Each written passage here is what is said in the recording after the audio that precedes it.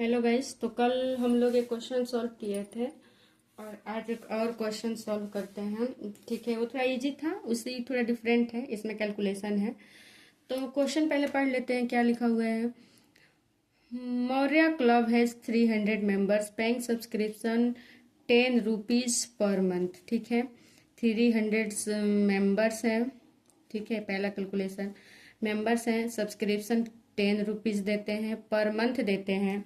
तो हम क्या करते हैं, हम रिसिप्ट एंड पेमेंट अकाउंट क्या करेंगे, पूरे एक साल का बनाएंगे। ठीक है, क्योंकि ईयर एंडिंग 31 दिसंबर 2011 लिखा हुआ है, तो हम पूरे एक साल का बनाते हैं। तो इसमें क्या करेंगे कि एक महीने का है तो हम पूरे 12 महीने का निकालेंगे एक साल का।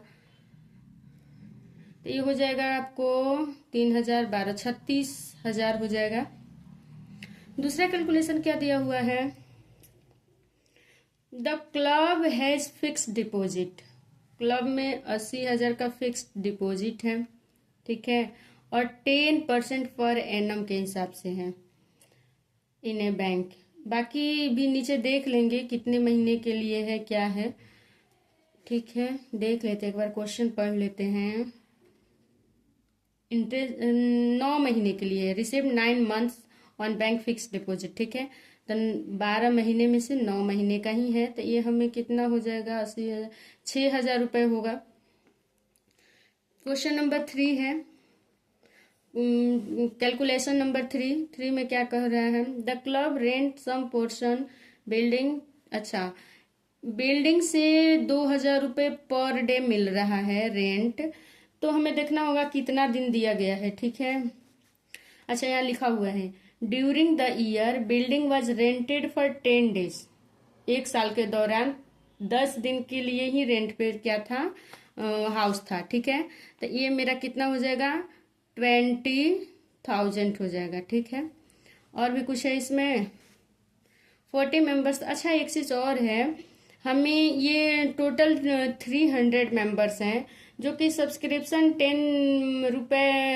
10 रुपीज़ के हिसाब से देते हैं पर मेंबर, और पर मंथ देते हैं। ठीक है, उसमें से कह रहा है कि 40 members have not paid subscription. इसमें से 40 मेंबर, हमें 300 मेंबर का तो टोटल 36,000 हो आ गया, हमें 300 मेंबर का टोटल 36,000 होना चाहिए। लेकिन इसमें से 40 members have not paid subscription. इसमें से 40 मेंबर ऐसे हैं जिन्होंने पेड ही नहीं किया है। तो 40 मेंबर का अगर हम निकालें तो एक मेंबर 10 रुपए देता है और 2 महीने नहीं दिया है सब, तो कितना हो जाएगा, 400, 800 हो जाएगा। तो हम इसमें से 800 माइनस कर देंगे, क्योंकि ये तो हमें मिला ही नहीं है, 40 मेंबर ने दिया ही नहीं है। तो ये हो जाएगा 35,200 हो जाएगा। हो गया।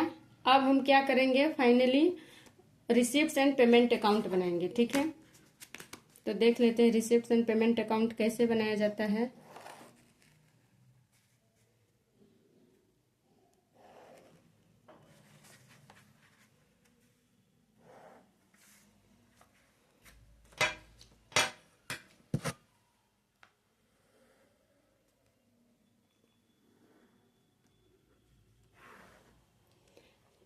तो फाइनली अब हम क्या करेंगे, रिसिप्ट एंड पेमेंट अकाउंट बनाएंगे।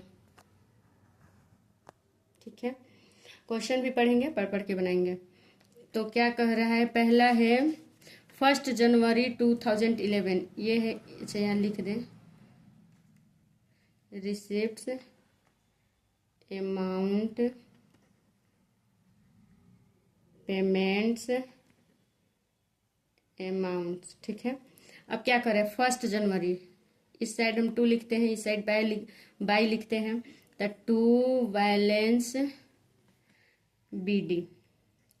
बी डी कितना है, ये ओपनिंग बैलेंस है, हम यहाँ ब्रैकेट में लिख सकते हैं ओपनिंग, या फिर डेट भी लिख सकते हैं। ठीक है, तो कितना है, 6300 हो गया।